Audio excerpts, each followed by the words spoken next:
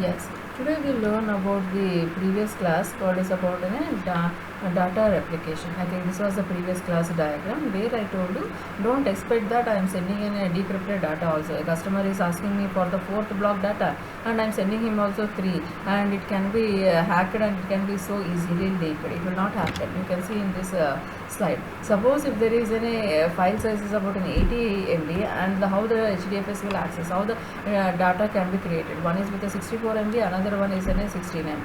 Another case you can see the block size is only 4 KB or it may be an 8 KB.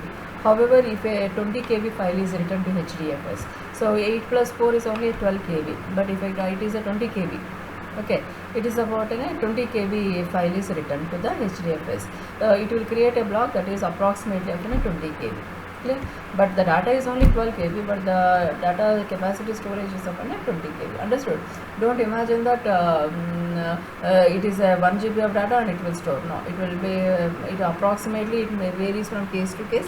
In this case, it is a 4 KB or 8 KB file size or the block size, but it is stored in a 20 KB file size. That is in a HDFS. So with this, I'll want to convey you that HDFS blocks are based on the size, while the splits are based on the logical partitioning of the data. Please underline me, students. It is purely based on the logical partitioning of the data. For instance, if a file contains a discrete records or a logical splits, ensures that a record is not split physically across two separate servers during a processing. Each HDFS block consists of one or more splits. The figure above provides an example of how a file is broken into blocks and replicated across the cluster. So replication is a very major role we are going to learn. In this case of replication factor of 3 ensures that any one data node can fail and the other replicated block will be available to the other nodes and subsequently re-replicated on other data nodes. See the accuracy, I feel very happy. This is the one best diagram we can understand. Suppose if a customer requires the block data 1, so I'll master will send, okay, data node you can access. Suppose if it fail, then the second master node will decide, okay, block 4 you go and give an access of block 1. Suppose in case it also fails, what I want to say, re-replication. Block 1 is an original, block 4 is an replication, and block 4, 5, 6, 7. 7 is an re-replication node. So understand here what is a data node, where the data is contained. What is a replication node which contains? Suppose in that also if it fails, if it unable to, then the redundant goes to a re-replication node. So this is a factor of 3. There are 5 blocks and stored in the 8 set. Clear? I understand. 5 blocks are available stored in 8 data nodes with a replica of 3. Understand, this is about a very beautiful diagram where we can get the accuracy. If one time is unable to access, the data is not able, it is not able to access. Second time I can send. Suppose the second data node is also not in a process to access, immediately I can send the replication data. So 5 data stored in a 5 data are stored 3 times replication, but the size remains the same. The magic remains the same. Clear? Sometimes the 4 KB, 8 KB stored in a 20 KB. Sometimes 80 MB can be stored either in part of a 64 MB or in the remaining 16 MB block. This is about the pattern of storage. So we will move on to the next one, HDFS safe mode. HDFS safe node is nothing but your name node starts, it enters a read-only safe mode where blocks cannot be replicated or deleted. A safe node is only for a permission of read us. Safe mode enables a name node to perform 2 important processes. First, file system state is reconstructed by loading the FS image file into memory and replaying the edit logger. Second one, the mapping between the blocks and the data node is created by waiting for enough of the data node to register so that at least one copy of the data is available. That's what, this is a major thing. Always remember, safe node is a one where we cannot reconstruct. The file system state is reconstructed, and space can be taken care, and edit option can be given. Second is mapping can be done, and based on the number of blocks and the data nodes, a decision can be taken where it will be re-reposited, or it may be a re-retrieval process. Okay, replicated data can be taken care. So safe is always only for a read mode.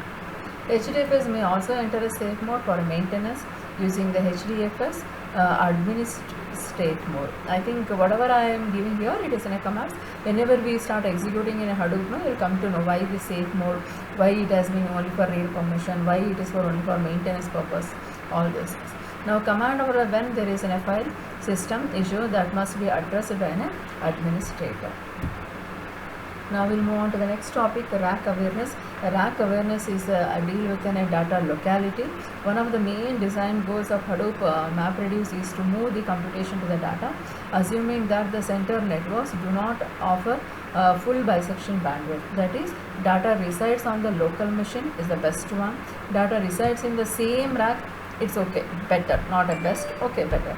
Data resides in a different rack, it is a good. So I'm not going to a pool, I'm thinking about where actually the data is located. If it is located in the same machine, it's well and good.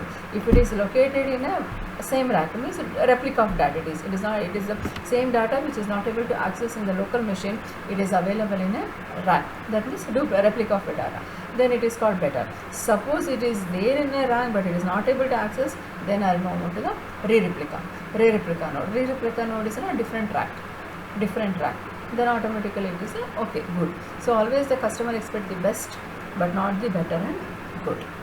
Fine. HDFS can made a rack aware by using a user derived script that enables the master node to map the network topology of the cluster. The default Hadoop installation assumes that all the nodes belong to the same rack. So this is about the same rack is better rack. That's the better processing of that we can tell, but not as good in a different rack. That is in a good. We always target the data locality either within a local machine or within the same rack. We will move either within data node or within a replica of a data. We never ever travel to the re-replica. Clear? That is about the rack awareness. So this is about the discussion about the HDFS high availability design, where we can have an availability of the design. So here we will talk about what is meant by an active name node, what is meant by a standby node. That is, a standby name node is nothing but a secondary which will be accessible in case active name node is not in a process. Only the active name node writes and edits. So similarly, we will talk about different journal nodes. Journal node is a node where the state is shared by a quorum of the nodes, and there is a data node. The data node reports on both name nodes but only take order from the active one. Data nodes are like a labors. Active nodes are like a masters. Journal nodes are the super masters. Their master and slave relationship we learn. Now who is in a journal node? So here we will turn what is about in a standby node, what is meant by a journal node. Journal node is nothing but here requires it to edit the log modification must be written to a majority of the journal node. That means Hadoop availability will have a more than one name node and one of the name node machines, and journal node demons are required because edit the log modifications must be written to a majority of the journal node. That is, standby node continuously reads the edit from the journal node. So I want to see here journal node is only like an edit manipulations. For example, here I want to read, I want to write the data and I want to process the data. Now I can get it from a master only. Master only will give a permission, okay, go and access from this particular data node. Sometimes what will happen, it will have only a read permission and a write permission. Suppose if I want to modify the block, yes, I want to manipulate the things either from a reading to writing or writing to read, then I'll concentrate on the journal node. So he is very clearly says it as a journal node is going for editing the log modifications. That is about the status either from a read to write or from a write to read must be written to a majority of the journal nodes. Then we will move with an active node. What is the if active node fails, where we will move? So here you can see, suppose if in a master slave, I told it is in a checkpoint node or it is in a backup node. If an active name node is not in a position, to process, then only it will move to a standby node. Standby node, what it will do,